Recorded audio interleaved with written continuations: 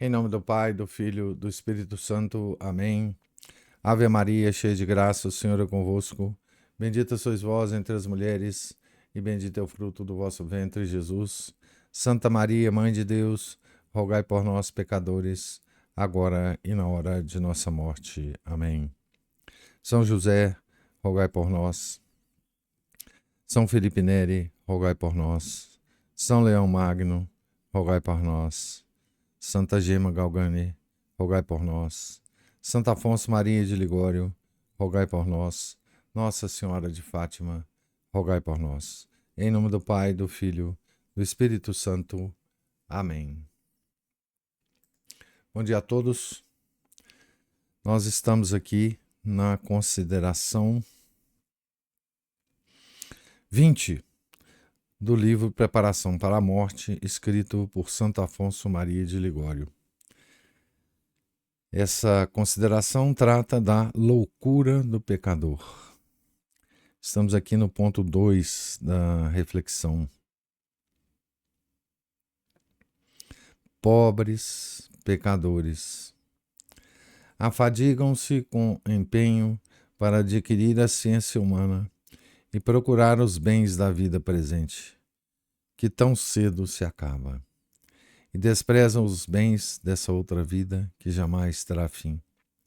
De tal modo perdem o juízo que não somente se tornam insensatos, mas se reduzem à condição dos brutos. Porque vivendo como irracionais, sem considerar o que é o bem e o mal, seguem unicamente o instinto das afeições sensuais. Entregam-se ao que lisonjeia a carne, sem pensar no que perdem, nem na ruína eterna que os ameaça. Isso não é portar-se como homem, senão como besta. Abre aspas. Chamamos homem, diz São João Crisóstomo, aquele que conserva a imagem essencial do ser humano. Fecha aspas. Ser homem é, por conseguinte, ser racional, isto é, governar-se segundo os ditames da razão e não segundo o apetite sensual. Se Deus desse a uma besta o uso da razão, e ela, conforme a razão, procedesse, diríamos que procedia como homem. E ao contrário, quando o homem se deixa guiar pelos sentidos contra a razão, deve dizer-se que procede como besta. Abre aspas, oxalá que eles tivessem sabedoria e compreendessem e previssem o fim. Fecha aspas. Deuteronômio 32, 29. O homem que se guia razoavelmente em suas obras prevê o futuro, isto é, considera o que lhe há de acontecer no fim da vida, a morte, o juízo e depois dele o inferno ou a glória. Quanto mais, são os novíssimos aqui, ele está nos lembrando dos novíssimos, né? Quanto mais sábio é um simples aldeão que se salva do que um monarca que se condena. Abre aspas, vale mais um moço pobre mais sábio do que um rei velho e nécio que não sabe prever nada para o futuro. Eclesiastes 4:13. Ó Deus, não teríamos por louco aquele que, para ganhar R$1, se arriscasse a perder todos os bens? E não deve passar por louco aquele que, a troco de um breve prazer, perde a sua alma e se expõe ao perigo de perdê-la para sempre? Esta é a causa da condenação de muitíssimas almas. Ocupam-se em demasia dos bens e dos males presentes e não pensam nos eternos. Deus nos colocou neste mundo para alcançarmos riquezas, nem adquirirmos honra ou contentarmos os sentidos, senão para procurarmos a vida eterna. Romanos 6:22. E a consecução desta finalidade deve ser o nosso único interesse. Uma só coisa é necessária. Lucas 10, versículo 42. Ora, os pecadores desprezam este fim. Só pensam no presente. Caminham até ao término da vida e se acercam da eternidade sem saberem para onde se dirigem. Que direis, abre aspas, que direis de um piloto, diz Santo Agostinho, que mostrasse ignorar completamente o rumo que deve dar a seu navio? Todos diriam que leva a nau à sua perdição.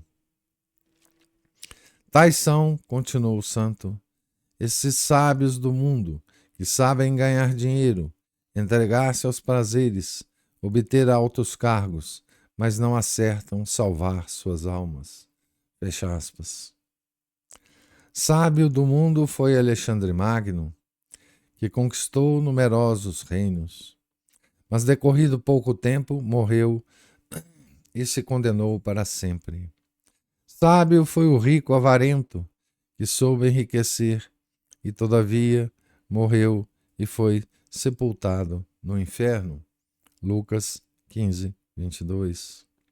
Sábio dessa espécie foi Henrique VIII, que soube manter-se no trono, apesar de sua revolta contra a Igreja.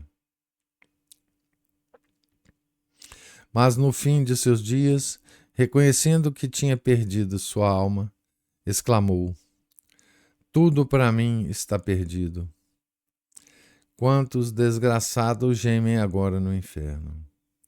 Vede, dizem eles, como todos os bens do mundo passaram qual sombra, e já não nos causam senão constante pesar e eterno pranto. Sabedoria 5:8. Abre aspas, ante o homem, a vida e a morte, aquilo que ele escolher, ser-lhe-á dado. Eclesiastes 15:18. Cristão, diante de ti se apresentam a vida e a morte, isto é, a voluntária privação das coisas ilícitas para ganhar a vida eterna ou entregar-te a elas, a elas e à morte eterna. Que dizes? Que escolhes? Procede como homem e não como bruto. Escolhe como cristão que tem fé e dize, abre aspas, que aproveita o homem ganhar o mundo todo e perder sua alma. Fecha aspas. Mateus 16, 26. Então essa é a segunda consideração sobre a loucura do pecado, né?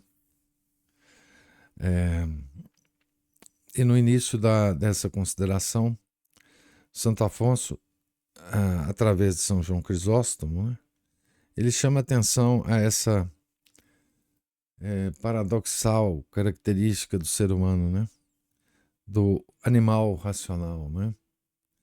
É que o animal racional,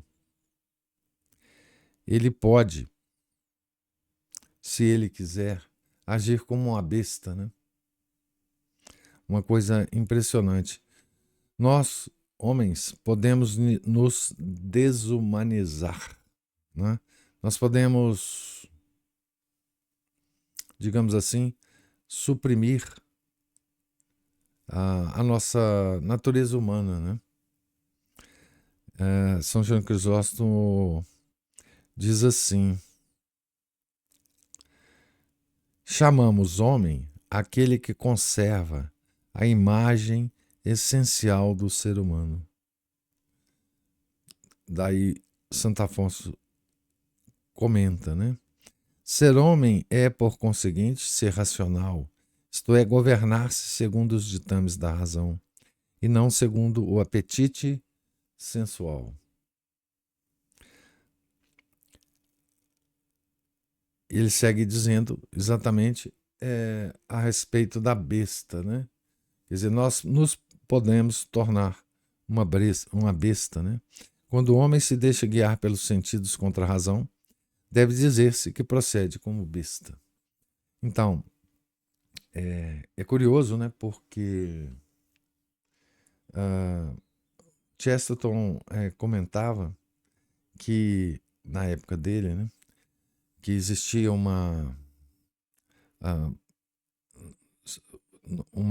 opinião entre os intelectuais de que a igreja, né, a igreja católica, ela era contra a razão, né? Ela era irracional, que a nossa fé era irracional.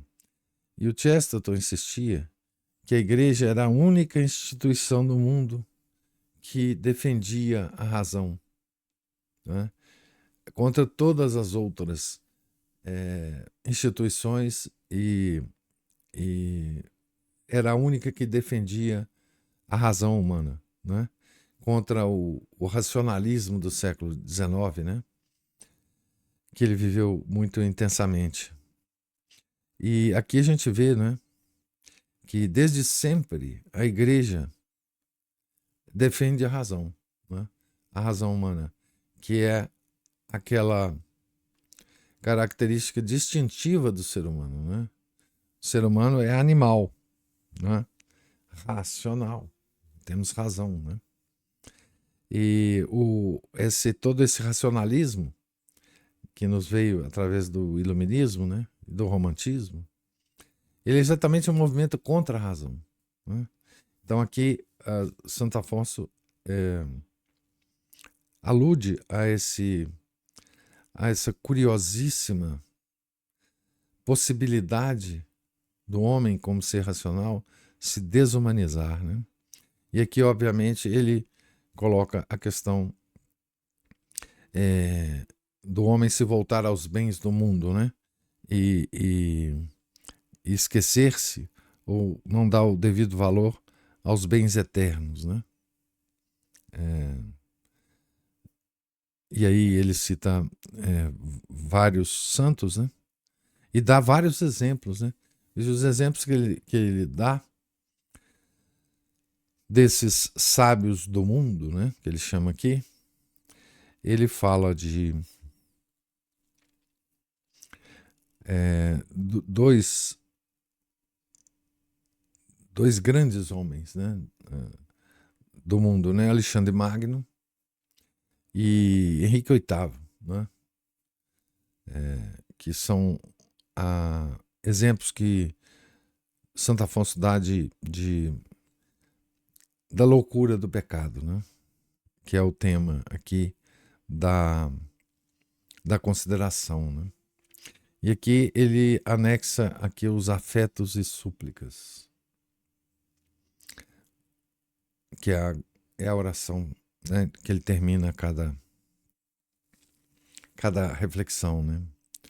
Ó meu Deus, deste-me a razão, a luz da fé, e contudo portei-me como um irracional, preterindo vossa divina graça aos vis prazeres mundanos, que se dissiparam como fumo, deixando apenas remorsos de consciência e dívidas para com vossa justiça. Ah, Senhor, não me julgueis pelo que mereço. Salmo 142, versículo 2.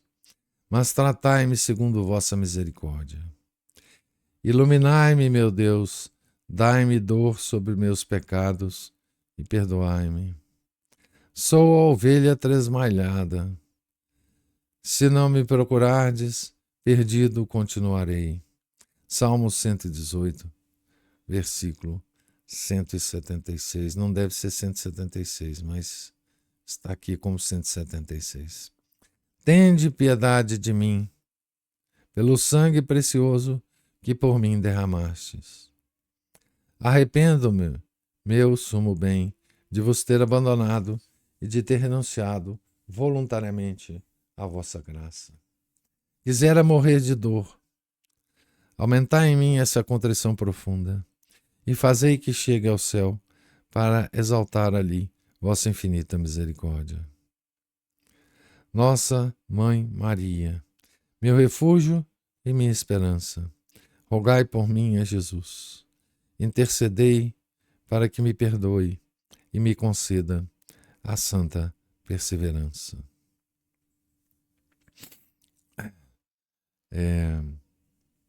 Então, aqui Santo Afonso, mais uma vez, né, nos dá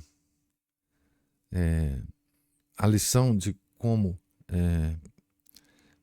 pedir perdão a Deus, né? Então, ele fala, não é? Ele fala primeiro da justiça de Deus, né? Ele se diz com dívidas para com a justiça de Deus. Ele reconhece, né, que ele está com dívida em relação à justiça de Deus. Essa é a primeira coisa, né, que temos de considerar, né? E depois ele pede a misericórdia, né? Ele fala, Senhor, não me julgueis pelo que mereço, lembrando do Salmo 142, né? Mas tratai-me segundo vossa misericórdia. Então, depois da justiça, depois de acertarmos a conta com a justiça de Deus, aí nós podemos pedir, não é, a misericórdia dele, né? E depois, no fim, sempre ele pede ele faz a oração a Deus Pai, a Trindade, né? Deus Pai, Filho e Espírito Santo, e depois ele pede a Virgem Santíssima, né? Que ela rogue por nós a nosso Senhor Jesus Cristo, né? E pede a perseverança, como sempre. O ponto 3 da consideração. Compenetremo-nos bem de que o verdadeiro sábio é aquele que sabe adquirir a graça divina e a glória. Roguemos ao Senhor para que nos conceda a ciência dos santos. Ciência que Ele dá a quem lhe pede. Sabedoria 10:10. Que bela ciência! A de saber amar a Deus e salvar a nossa alma. Isto é, a de acertar na escolha do caminho da eterna salvação e dos meios para consegui-la.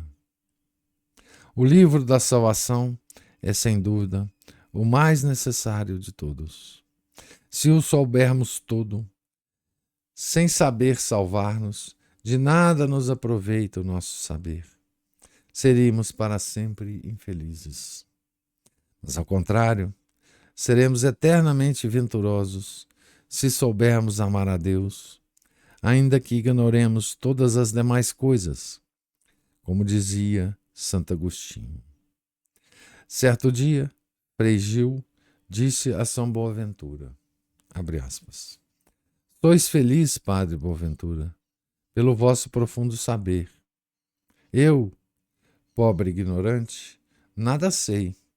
Sem dúvida, podereis tornar-vos mais santo do que eu. Persuadi-vos, respondeu o santo, de que uma pobre velha ignorante, que sabe amar a Deus melhor que eu, será mais santa que eu. Ouvindo isto, o santo Frei Gil exclamou, ó pobre velhinha, se amares a Deus, podes tornar-te mais santa que o Padre Boaventura. Quantos ignorantes há, dizia Santo Agostinho, que nunca aprenderam a ler, mas que sabem amar a Deus e se salvam, e quantos doutos do mundo que se condenam. Quão sábios foram um São Pascoal, um São Félix, Capuchinho, um São João de Deus, apesar de ignorarem as ciências humanas. Quão sábios todos aqueles que, renunciando ao mundo, se encerraram nos claustros ou viveram em desertos, como um São Bento, um São Francisco de Assis, um São Luís de Tolosa, Toulouse, né? Que renunciou à coroa. Com os sábios, tantos mártires e tantas virgens, que renunciaram a honras, prazeres e riquezas para morrer por Cristo. Ainda os próprios mundanos reconhecem esta verdade e proclamam feliz aquele que se entrega a Deus e sabe o que tem de fazer para salvar a sua alma. Em suma, aqueles que renunciam aos bens da terra para se consagrar a Deus são chamados homens desenganados. Como deveremos chamar os que preferem a Deus os bens do mundo? Homens enganados. Meu irmão, a qual dessas duas falanges queres pertencer? Para fazer boa escolha, nos aconselha São João Crisóstomo que visitemos os cemitérios. Os sepulcros são a escola excelente para reconhecer a vaidade dos bens deste mundo e para aprender a ciência dos santos. Dizei-me, adverte o santo, saberíeis distinguir ali o príncipe do nobre ou do letrado? Eu por mim nada vejo, senão podridão e vermes. Todas as coisas do mundo passarão em breve, dissipar-se-ão como fábulas, sonhos e sombras. Entretanto, cristão, se quiseres adquirir a verdadeira sabedoria, não basta que reconheças a importância de tua finalidade, mas é mister seguir os meios estabelecidos para alcançá-la.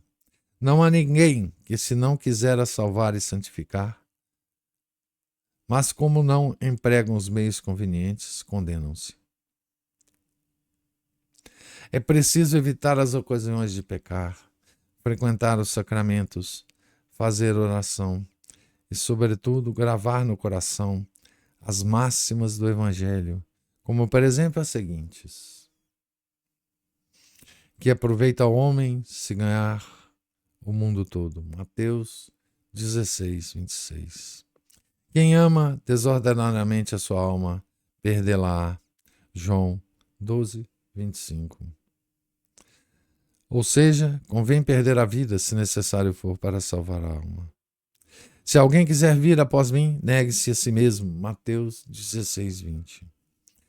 Para seguir a Jesus Cristo é preciso recusar ao amor próprio a satisfação que exige. Nossa salvação consiste no cumprimento da vontade divina.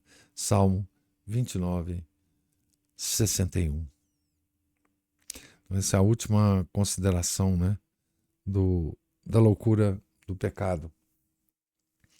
E ele volta a insistir, né,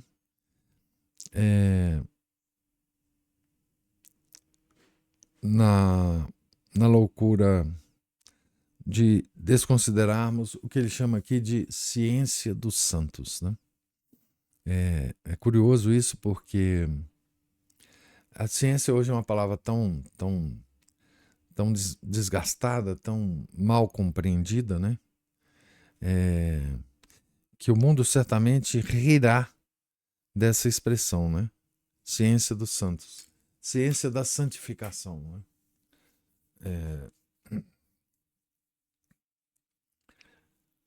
Ciência que nos levará à salvação, né? Então, essa ciência que ele fala é uma ciência concebida segundo os antigos, né? E não aos renascentistas, obviamente, né? E mais, né? Embora ele chame isso de ciência, e nós, com essa palavrinha, nós, ouvindo essa palavrinha, nós sempre pensaremos nos cientistas, né? Naqueles grandes intelectuais, aquelas pessoas que estudaram a vida inteira, né? Hoje são especialistas, né? Curiosamente, ele chama atenção que essa ciência dos santos pode ser adquirida por ignorantes, né? Curiosamente. É um paradoxo aqui da nossa... São os paradoxos que Chesterton gostava muito de evidenciar, né? Então ele dá o exemplo do diálogo do Frei Gil com o São Boaventura, né? Que fala da velhinha, né? Ignorante, e que pode se salvar, né? E depois ele dá exemplos, né? De santos ignorantes, né? São Pascal, São Félix, Capuchin, São João de Deus e vários outros. A gente tem vários outros, né? Que a gente pode citar, né? Que vieram, inclusive, uma delas, né? Santa Bernadette, veio depois de Santo Afonso, né? Veio depois de Santo Afonso. Bom, a igreja tem um rol enorme de santos, né? Aquele santo amigo de São Felipe, como é que ele chamava? Que era também ignorante.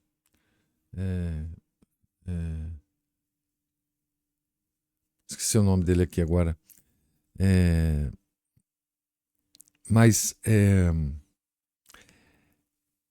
E ele termina a reflexão sugerindo algumas passagens, né, dos evangelhos que a gente deveria gravar, né, como conselhos dessa ciência dos santos, né? Então ele cita Mateus 16, 26, João 12, 15 e Mateus 16, 20, né? Então a primeira é: que aproveita o homem se ganhar? Que aproveita o homem se ganhar o mundo todo, né? Depois, quem ama desordenadamente a sua alma, perdê-la.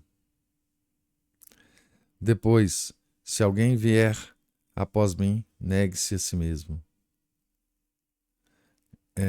Então, é a sugestão que o nosso santo nos dá aqui. Um pouco da ciência dos santos, né? Essa ciência dos santos a gente aprende com Santo Afonso, inclusive, né? Com as obras dele, né? Que fala dessa ciência extensamente, né? Os manuais de ciência dos santos são essas obras de Santo Afonso, né? As obras de São Francisco de Sales, né? São todas manuais dessa ciência, né? Afetos e súplicas, que é a oração que termina essa consideração, né? Pai de misericórdia, lançai um olhar sobre minha grande miséria e compadecei-vos de mim. Iluminai-me, Senhor, fazei que reconheça minha loucura passada, para que a deplore e aprecie e ame vossa bondade infinita. Ó meu Jesus, que destes vosso sangue para me remir, não permitais que volte a ser, como fui, escravo do mundo. Salmo 19. Arrependo-me, sumo bem, de ter-vos abandonado. Amaldiçoo todos os momentos em que minha vontade consentiu no pecado. E abraço-me com vossa santíssima vontade, que só deseja a minha felicidade. Concedei-me, eterno Pai, pelos merecimentos de Jesus Cristo, força para executar tudo quanto vos agrade, e fazei que prefira morrer ao opor-me à vossa vontade. Ajudai-me, com vossa graça, a depositar em vós todo o meu amor e a desligar-me de todo afeto que não conduz a vós. Amo-vos, ó Deus de minha alma. Amo-vos sobre todas as coisas, e de vós espero toda a felicidade, o perdão, a perseverança em vosso amor e a glória para vos amar eternamente. Ó Maria, alcançai-me essas graças. O vosso divino Filho nada vos recusa. Confio em vós, minha esperança. Então,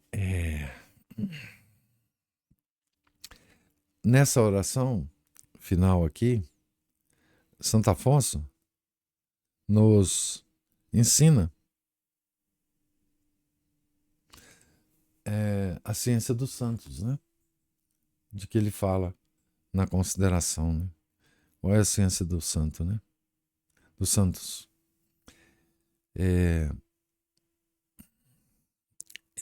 Ele pede a Deus para conceder a ciência dos santos a ele. Concedei-me, eterno Pai. Então, aqui é a ciência dos santos, né? Pelos merecimentos de Jesus Cristo, força para executar tudo quanto vos agrade, e fazei que eu prefira morrer, a opor-me à vossa vontade. Ajudai-me, com a vossa graça, a depositar em vós todo o meu amor, e a desligar-me de todo o afeto que não conduz a vós. Então, essa é a ciência dos santos resumida, né? Força para executar tudo quanto vos agrade. Fazei que prefira morrer a opor-me à vossa vontade. Ajudai-me com vossa graça a depositar em vós todo o meu amor e desligar-me de todo o afeto que não conduz a vós. Então, aqui, Santo Afonso, numa pincelada rápida, nesta belíssima oração, né? Ele fala da ciência dos santos, né?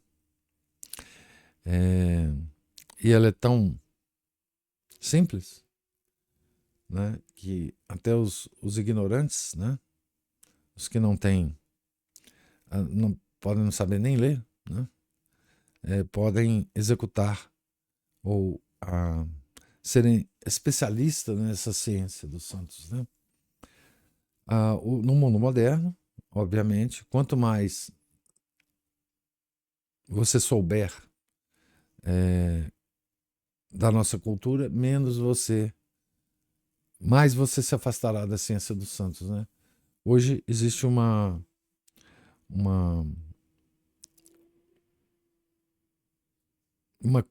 situação em que não existia no passado, né? Que é, no passado era possível você encontrar grandes intelectuais católicos, né? Grandes sabedores da ciência do mundo, mas também sabedores da ciência dos santos, né? Porque o mundo era outro, né? Hoje é praticamente sinônimo de ateu o homem sábio do mundo, né? Então a sabedoria do mundo hoje se afastou tanto da ciência dos santos que para você ser especialista numa, você se ter excelência em uma das ciências, você tem que desconhecer as outras, né? A outra ciência dos santos, né? Mas não era assim no passado, né? Então,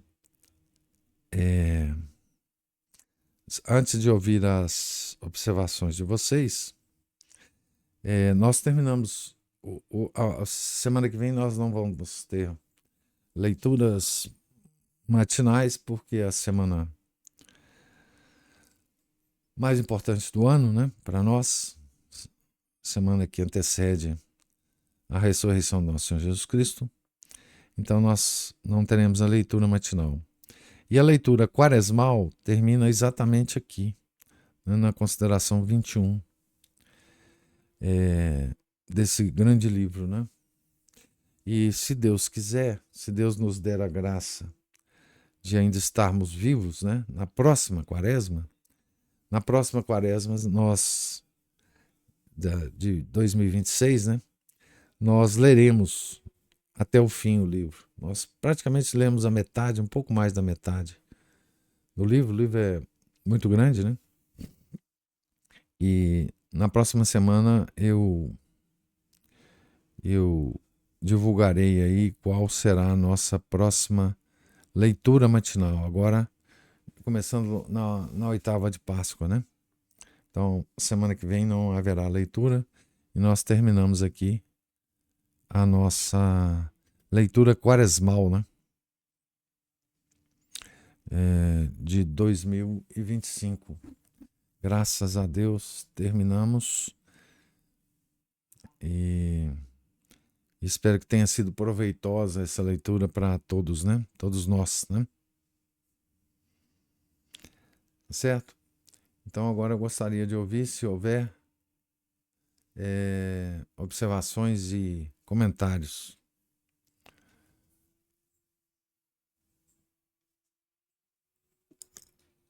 Professor, Sim, Cristina. muito proveitosa e um alimento para cada dia da quaresma. Sempre a gente fica refletindo, uns dias mais, outros menos, mas a gente sempre fica com esse benefício, né, que o Santo Afonso nos deixa, né?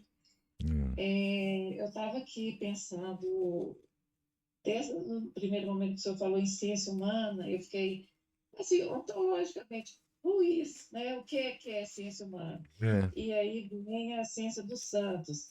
E também o senhor citou Chesterton, né, que defendia a razão católica do racionalismo dos iluminados, né?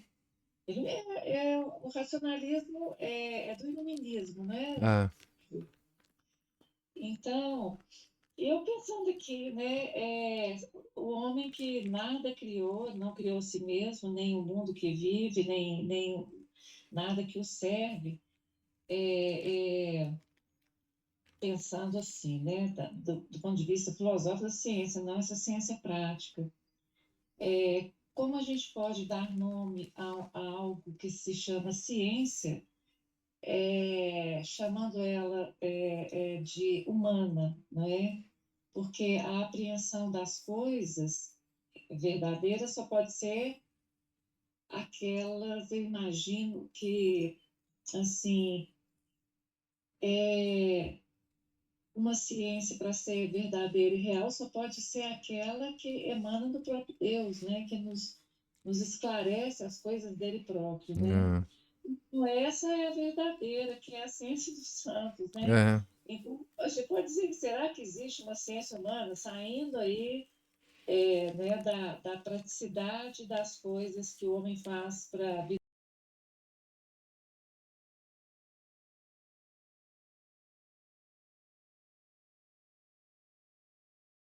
Porque, olha, quando o senhor fala, né, assim, a razão católica que o Chesterton defendia é a razão aristotélico-tomista, não é? é, É uma racionalidade que ela é lógica, ela é dedutiva, ela tem todas as características, ela tem toda o mecanismo mental que todas as armas que o homem tem para entender a realidade estão presentes na formulação dessa razão católica, né, que foi buscar lá nos gregos, a partir da revelação e a partir do que a oração trouxe de luz para essa compreensão, né? No isso. entanto, o racionalismo iluminista, ele é, na verdade, a negação disso, né? Porque a fonte é o nominalismo, né, professor? É, Então, eu acho que eu não estou muito assim fora dessa pensar assim, ciência humana dentro de uma ontologia, uma ciência humana ela é uma coisa meio falaciosa. O homem não tem essa autoria, tem, professor? Não tem, não. Tem. na verdade é o seguinte, isso que a gente chama de ciências humanas, tanto as sociais, políticas, como as ciências exatas, né? Elas existe uma coisa curiosa, né? O homem tem certa capacidade de entender fenômenos naturais, porque isso é uma parte da razão, né? Mas existe uma espécie de castigo para o homem, que é o seguinte: se o homem, ao entender isso, não vê no próprio entendimento uma graça de Deus, e não vê no próprio entendimento que ele tem do mundo uma, uma, uma capacidade que Deus deu a ele para que ele entenda o mundo, esse entendimento do mundo sempre levará o homem para o buraco. Então, todas as ciências, né, que o homem conseguiu desenvolver, né, ele só conseguiu por causa da capacidade que Deus deu para ele, que faz parte da natureza humana, que é a razão. Né? Mas ele pode, com a razão, se destruir. Né? Isso aqui é uma coisa paradoxal. Ele pode, usando a razão, negar a razão, que é o que o racionalismo faz. Né? O problema do racionalismo é que ele acha que a razão humana, ela, primeiro, não vem de Deus, é uma coisa embutida na natureza humana, e segundo, a razão humana pode entender tudo. Então, quando você começou a falar, você falou assim, que a verdadeira tradição é que você usa a razão e a revelação, foi o que São Tomás fez, né? Para fazer o resto das coisas, inclusive para praticar o resto das ciências. O que o iluminismo faz é pegar a razão, desprezar a revelação e fazer com a razão o que eles querem. Esse que é o problema do racionalismo. Porque quando você pega a razão e a revelação, você está automaticamente aceitando que a razão humana tem um limite que foi dado também por Deus. Mas esse limite, ele, pela bondade de Deus, Deus nos deu a revelação para que a gente soubesse coisas que estão acima da razão. Isso o racionalismo não admite, né? Ele não admite. E aí é por isso que nós estamos com o mundo como estamos, né? É. Então, E é interessante, professor, que esses racionalistas, ainda mais, além de tudo, eles gostam muito de invocar outras civilizações e outros sistemas, né, e outras razões, mas já limpando delas, primeiro que é de sujeira, né, e segundo, o fundamento que elas tiraram das verdadeiras fontes, né? Assim, quando eu era muito nova, eu tive essas coisas, né? A gente lê os livros que tem em casa, né? é. E os pais, a gente começa. Eu lembro que o primeiro livrinho que eu ganhei foi o Patinho Feio. Depois ganhei uns outros livrinhos. Depois eu fui ler Monteiro Lobato. Depois tinha uma coleção aqui em casa de romances, muitos, chamava Coleção Rosa dos Ventos. Tinha muita literatura chinesa. E foi através dessa literatura que eu conheci o Confúcio. E eu vou falar com o senhor, eu fui encantada com o Confúcio. Quem não foi? Ah, pois é, eu fui uma jovem, eu era uma menina, porque eu era muito cedo ainda, não sei te falar qual a idade, mas eu era muito encantada com o confucionismo. Mas eu Né? mesma via, assim, algumas bobeiras, assim. É interessante uma certa simplicidade que existe no confucionismo, né? Aquela capacidade de olhar para uma árvore seca e tirar dali uma sugestão de, digamos, analogia com a vida, mas ao mesmo tempo ele fala umas besteiras bem grandes. E às vezes a gente tem essa capacidade. No entanto, os adultos do Ocidente passam por cima disso, né? E quando querem atacar a nossa religião, a nossa fé, a nossa razão, eles usam esses argumentos de que outras civilizações também estiveram sem querendo criar um status, né, de igualdade. Sendo que, olha, professor, nessa leitura que o senhor fez, quanta coisa. Por exemplo, anteontem, é, aquela noção, né, que o senhor comentou com a Ana Paula, de que só a revelação trouxe aos homens, primeiro, o Deus como um pai Isso. e os homens como irmãos. Quer dizer, quanta coisa que se for juntando vai dando assim tanta virtude, digamos assim, querendo raciocinar, né? Sem, lógico que a gente sempre precisa da graça, mas já que a gente está lidando com os racionalistas, né? Nós estamos conversando com eles, eles tentando nos abalar, como é que eles não, eles abrem mão? É essa história que o pecado e a sedução do mundo é forte demais É. para tudo, para os sentidos e também para a intelectualidade, Ah, né? sim, claro. A ciência incha, né? Como dizia São Paulo, né? Não, e essa coisa da paternidade de Deus e da fraternidade é uma coisa que só a nossa religião trouxe ao mundo. E o mundo vive até hoje dessa, o mundo vive até hoje dessa informação. Na Revolução É, Francesa, o que eles fizeram? Eles mantiveram a fraternidade e tiraram o pai. é, Mas essa questão, ela entrou no mundo com a nossa religião. Nós não, somos todos irmãos.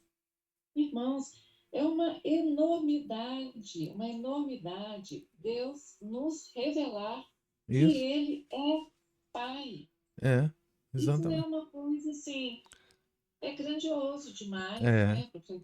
é impressionante. É impressionante isso. E nós, até hoje, vivemos desses. O mundo, né, vive desses escombros da nossa religião, né?